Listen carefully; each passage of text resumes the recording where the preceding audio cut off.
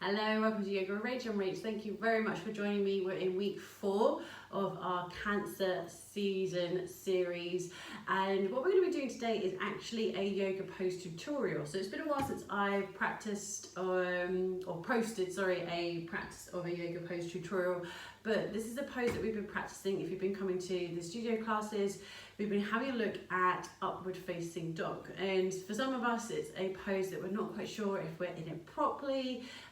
It can feel very, very challenging as a beginner, and it's knowing what options there are instead, including on like where to place the hands, what to do with the feet, or do we just stay in cobra pose. So I know for me, as I've been teaching for over 7 years now, that some people, they come into, or what they think they're coming into is upward dog, but they're actually in a cobra pose still. They're just lifting their hips off the mat and they might be dumping into their lower back. So we're going to have a little look at 3 different ways to move into upward facing dog. If it's in your practice, if it's in your body, you might stay with cobra pose, which is perfectly fine. You might decide to watch through this video once or twice just so you can see the differences, and then have a go in your practice. If you have them, do grab 2 brick blocks, so the thick brick ones, not the thin ones. If you don't have these, if you've got a couple of very, very firm cushions, or even a couple of hardback books that you don't mind using for your practice, so you might wrap a towel or something around them just to keep them a bit protected and give you a little bit of grip. So the blocks can be really useful for having to give you a little bit extra height, because in essence, cobra pose and upward facing dog, it's very much the typical same but different. But 1, you might say very, very low in your cobra pose. 2, if you lift up high in your cobra pose, what we're trying to do is then create cobra pose into a bit of a back bend. So you're lifting your legs as well as your hips off the floors. So the only parts of your body on the mat are the top of your feet, or the toes, the balls of the feet if you don't roll over the feet, and the palms of your hands. And if this is completely new to you, then do not worry, I'm going to demonstrate them now. So we're going to find variation number 1 for moving into cobra pose and then lifting up into upward facing dog. Have a go. If this one doesn't work for you, don't be put off by the next 2, because sometimes what we feel is the first option might actually be more challenging in our body for various reasons, depending on what's going on in the neck, the shoulders, the back, etc. So for the first option, we're going to have a go with moving down onto the belly, and we're just releasing the legs away from us. Hands are on the mat underneath the shoulders, forehead can rest onto the mat, and roll the shoulders away from the ears. So you're just going to lift into cobra pose. Start to find your cobra pose. You're pushing into the hands, roll the shoulders, and just start to lift your head up. So nice low cobra pose. And maybe we start to lift up a bit higher. Those of you that practice the Taurus sequence will know that we've been practicing with lifting the hands up and having a go with engaging through the glutes, so you can start to invite that in, so you can see where you're naturally lifted. And this is again the difference with your cobra pose, so you can lift to where you feel you're able to lift in your back and how your core can lift you up. Whereas when we start to push into the hands, that's when we start to move a little bit more into up dog territory. So check if you're lifting up, check you're not lifting to the point that you're really straightening the arms and the hips are lifted, but you might be dumping into the back and your legs are still on the mat. So from here, if you know you can comfortably lift up quite high, start to lift up high, start to push into the hands and lift the legs off the mat. So you're lifting the legs up. You still keep the hips low, but there's now room to potentially slide your mat underneath the legs.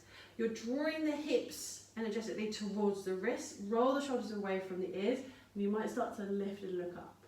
So from here to release out, you're going to lift the tailbone, roll over the toes. You now have the toes and the balls of the feet on the mat. Pull the shoulders back into downward facing dog. So from here is the second variation to move into your upward facing dog. So from your downward dog, we can pull forward into plank, but we keep the arms straight and start to drop the hips.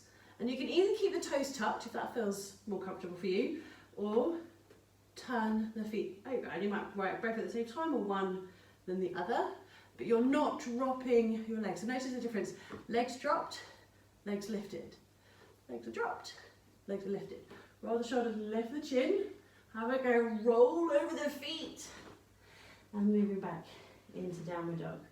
So just to show you those two again, first variation, and if you prefer, if you've got any pressure going on into the wrists, bring the hands further forward, perfectly fine. So from your cobra pose, you might have a go in lifting up, and then you lift the legs. So you have only got the top of your feet on the mat, and the palms of the hands, lift the chin, lift the chest. From there, roll over the feet. See if you can push up into downward dog. And from your downward dog, pull forward or ripple forward into your plank. Start to drop the hips. If you wish to, keep the toes tucked under, or turn over the toes and lift up nice and tall, rolling over the feet.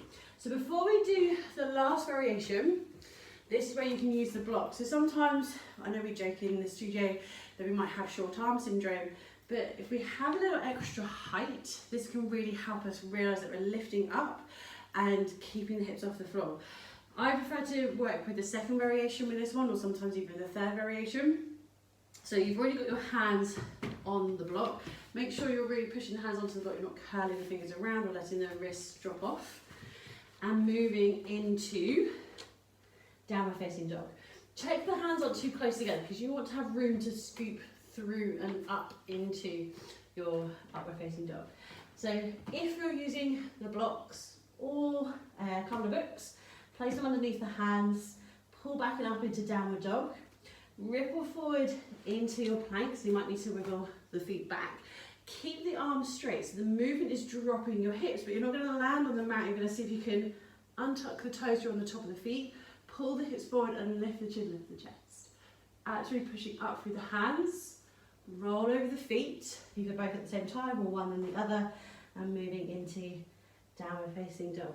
So notice if you have had a go with that height of the blocks, does that help make a little bit of difference in your upward dog? And then the last variation, I'll show you without the blocks and then with the blocks, is our chaturanga hover. So you're moving from plank, bending the elbows, lowering halfway to then scoop yourself up and into upward facing dog. Remember with chaturanga hover, your whole body has to lower, so it's not just your hips this time. So the hips just want to lower. Practice your chaturangas, lowering all the way down to the floor, or stay with variation number 2, moving through downward dog into plank and lower just the hips. So you're moving into downward facing dog, ripple forward into plank. From here, bend the elbows towards the hips, lower the whole of your body halfway, scoop your head forward, and then turn onto the top of the feet as you pull the hips forward and roll over the feet to pull back and up into your downward facing dog. Or again, you can have a go on the blocks. Make sure the hands are a little bit wider. From your downward dog, moving into plank, bend the elbows, lower to that halfway point, so the whole of the body lowers with you, so it's not just your hips. And then we drop the hips a bit more as we scoot forward and roll over the feet.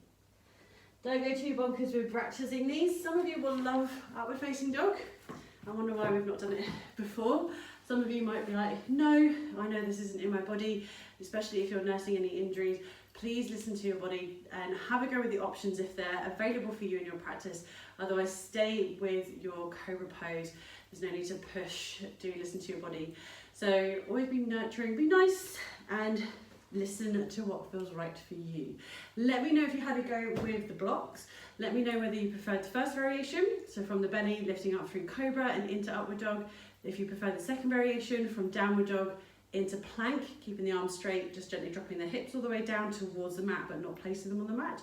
Or did you have a go with the chaturanga hover, option number 3, from your downward dog, ripple forward into plank, lower down so you're bending the elbows, find that halfway hover to scoop forward and up into your upward facing dog. Well done for having a go, well done for listening to your body. If it wasn't in your practice today, thank you for honouring that. If you enjoyed this video, give it a thumbs up. I'll share a couple of other practices here. If you haven't already, please do subscribe, and I shall see you next week for a new sequence. Namaste.